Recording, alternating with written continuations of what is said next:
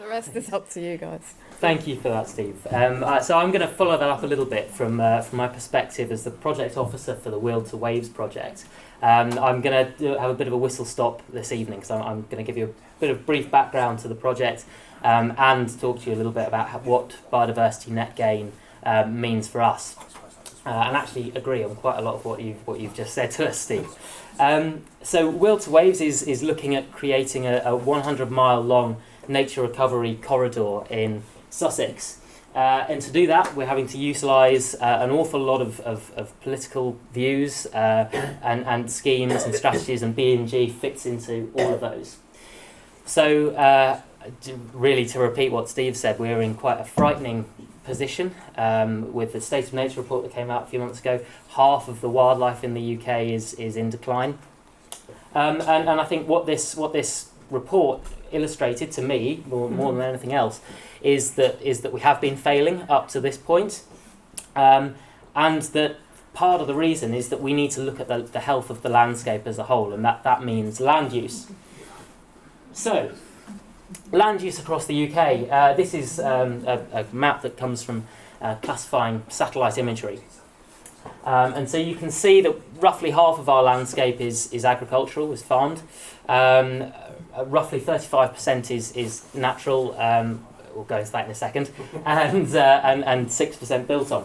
I've rerun these statistics for our own landscape, and you can see that, as you might expect, we're a little bit more human dominated than the national average. We're about 70% agricultural, about 10% built on, and about 16% is woodland and heathland. And I think that you could have a really interesting debate on what is natural in our landscape. I won't go into it too much because I could quite happily do several talks on that. But if you look at a landscape like Scotland, for example, where it is classified as almost 100% natural, clearly that's not the case, and we know that there are real issues in the Scottish Highlands, for example, completely classified as natural here.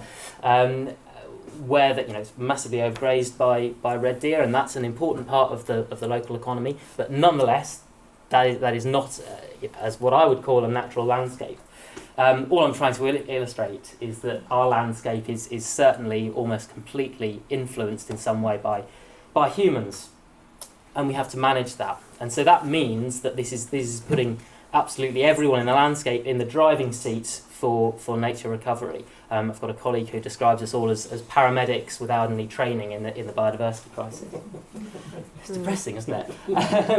So I'm going to talk about biodiversity net gain a little bit in terms of the threats that it potentially means for the landscape. And I think to talk about landscape health, it's important to look at the landscape from a species perspective. So if we were to take an adder, for example, a species that really declined, partly because of habitat loss, the loss of heathlands, and the fragmentation of that habitat. There are species that are quite vulnerable to disturbance from humans, and they don't like crossing hard surfaces. So things like roads really easily fragment populations. While we've got a really nice green landscape, if you can see, as soon as you overlay, and these are just the major roads, adders are also affected by minor roads as well. But straight away, that's a really fragmented landscape, and we've likely got dozens of isolated populations there. And we're in a state now where we're likely to be saying goodbye to the adder in the next few years. So this is potentially an issue where we've got biodiversity net gain and development going on, and there is inevitably going to be a huge amount of development going on in the Weald to Waves corridor. It's a landscape with 280,000 people. If we've got these incentivized on-site biodiversity net gain, it's not looking at the landscape as a whole and looking at that landscape health, how it's fragmenting and isolating these nature connectivity with nature and these nature corridors, which, by the way, we don't know very much about. In terms of connectivity in our landscape, we're fairly scientifically ignorant, and there's a lot of work to do in terms of modelling and mapping to understand that, and it's got to be done for individual species. So this is this is the Lawton example that Steve mentioned a moment ago. This is from 2010 that illustrated how we needed our landscape to be bigger, better, and more joined up. And quite often people misunderstand the Weald to Waves project. They think, so we've got these core areas for habitat, and they think, well, we're trying to drive people out of a landscape and create this sort of romantic wilderness. We're not. What we need is a sustainable landscape that's connected together by stepping stones and nature corridors. All of that to ensure that we don't have these isolated pockets of populations where the genetics go down the toilets and we lose these species locally, as is happening with the adder and other species. But crucially, we need the whole landscape to be sustainably used and permeable to wildlife. Now, there are a whole variety of landscape scale projects that are looking at landscape health. Weald to Waves is a new example of that, and we're taking things like the local nature recovery strategy that's in development and trying to implement that on the ground. It started, it's quite an interesting aside about development, but you can see how we've got almost continuous development along the Sussex coast, and it started with a farmer who's got one of the last undeveloped bits. And he started a conversation with NEP, who have done a really good job of creating a core area, essentially, through the wilding project there, but wanted to reconnect across the landscape to other core areas.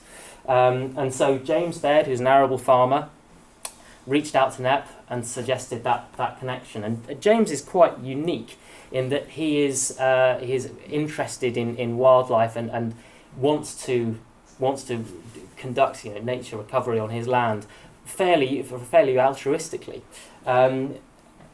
However, to reconnect these areas, that's crossing a really big, complicated landscape, and we need a whole variety of arguments to get that landscape moving. And so, back in 2021, the first partners for Weald to Waves met. And that included all of the usual suspects, the conservationists and the Sussex Wildlife Trust. Sorry, Tony, I hope you don't mind me describing the Sussex Wildlife Trust as the usual suspects. The national parks and others, but it also included some of the larger landowners as well. We're at a point now where there is an imperative for things like traditional intensive agriculture to change, because you might have read articles about soil health with these things like 60 harvests left, because our soils are in such a degraded state. There is a real need for agricultural businesses to be able to stay productive. They need to shift to a regenerative model. Equally, there is increasingly potential for a strong economic argument for nature recovery, and this is still emerging, and there are still lots of question marks, but there is the potential for businesses to be formed around nature recovery in the landscape, and the environmental land management payments are going to form part of that. That's partly replacing the basic payment scheme that's being phased out, but Biodiversity Net Gain forms an important part of that too. So, as I say, we're in this landscape with 284,000 people, potentially. This is just within that ribbon of the Weald to Waves corridor. And that was formed by those blocks of landowners getting involved. But to be able to lever and motivate that entire landscape, part of the argument that we're having to use is a business case.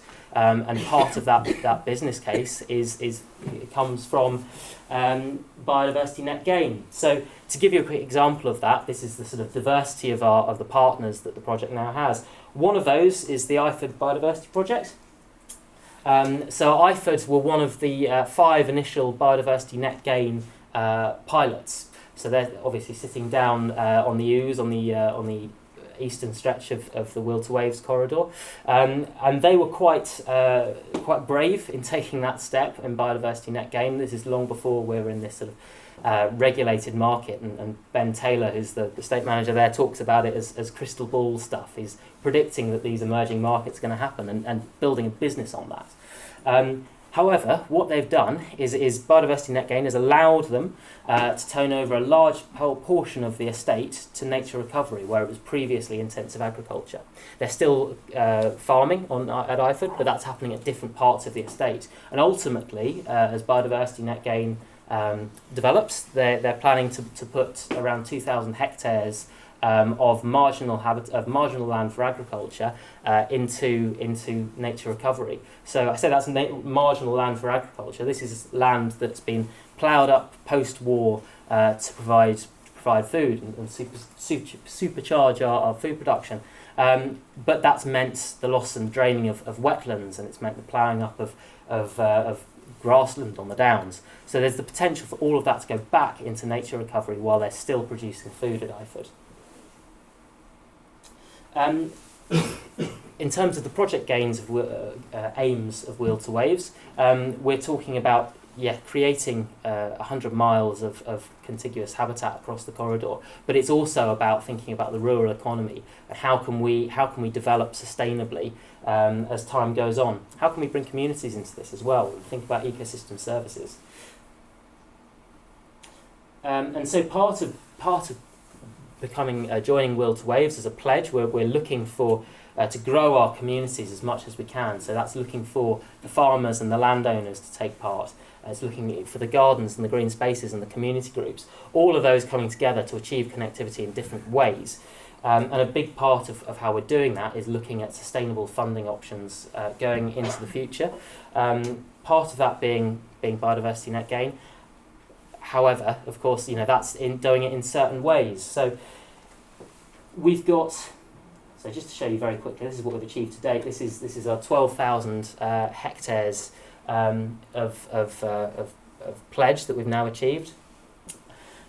So Biodiversity Net Gain within that landscape is going to be a really interesting one as it develops. It offers a lot of potentials. It also offers a lot of challenges, and I think one thing we ought to be talking about is that there is offsetting and then there is mitigation. So Biodiversity Net Gain offers an awful lot of potential for the development that is going to happen, for that impact to be offsetted. However, we need to look at the landscape health as a whole, and we need to think about how these developments fit into the wider landscape in a way that is not currently covered by the metrics that Steve was talking about. And in addition to that, we need to think about how we can mitigate the impact that is going to happen despite the offsetting. So, there is going to be fragmentation wherever development happens. And we need to think about innovative solutions to overcome that. So, the offsetting is what I really want to illustrate and leave you with is that offsetting, I think, in many ways is not enough. When we're looking on a landscape scale, we need to think about the health of that entire landscape.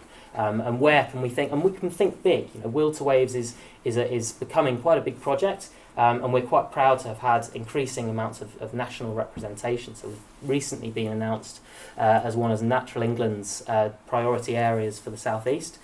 And so that means we've got the potential to become a testing bed for connectivity and this kind of project. And so why shouldn't we be thinking about things like green bridges where there is major developments going on to mitigate as well as offset? So I'll leave you there and move on, I think, to Oliver. Thank you. Thank you.